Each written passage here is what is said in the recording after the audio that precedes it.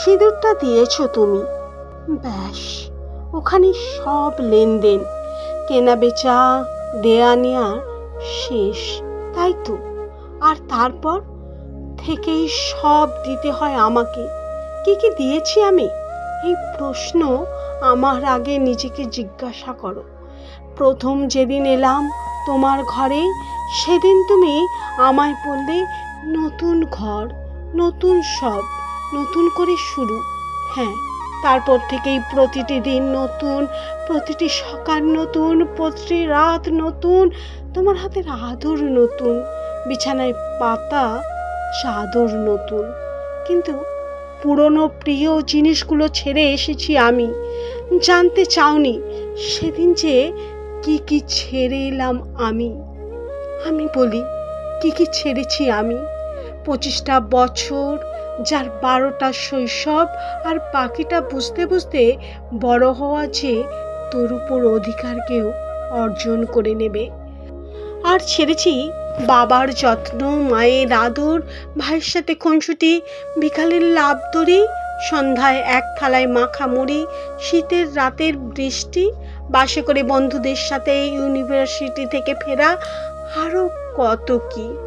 না না, যা ছেড়েছি তা ফেরে না। হারানো বিকাল ফেরে না, নারীর কৈশোর ফেরে না, কুমারীর কৌতূহল ফেরে না, বসন্তের শিহরণ ফেরে না। শুধু ফিরে ফিরে আসে তোলপাড় করা হৃদয়ের ফিরে আসার ডাক।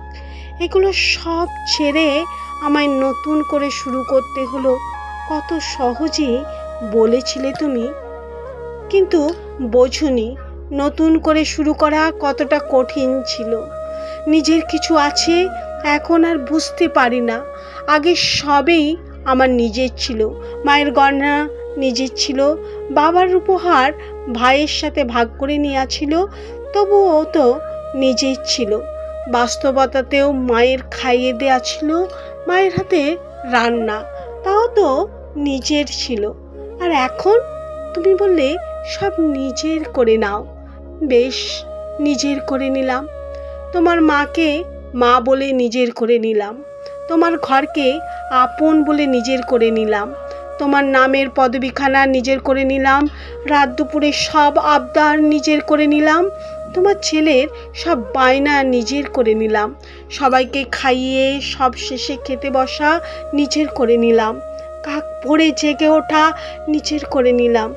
মায়ের কাছে গেলে মা এখনো বলে, কিরে দুমুটো ভাত খাইয়ে দেব, চুলটা তোর বেঁধে দেব, আজ একটু বেশি ঘুমো না মা, ও বাড়িতে উঠিস না হয় ভোরে। ভাবি, ও বাড়িটা সত্যি কি আমার মা? ওখানে আমি কারো স্ত্রী, কারো মা, কিন্তু কারোর মেয়ে তো নয় মা। এখানে মা, আমি তোমার মেয়ে, ঠিক যেমন ছিলাম আগে। তাই এখনো যখন এ বাড়িতে ফিরি মনে হয় মা, এটাই আমার বাড়ি, আর ওটা শ্বশুর বাড়ি।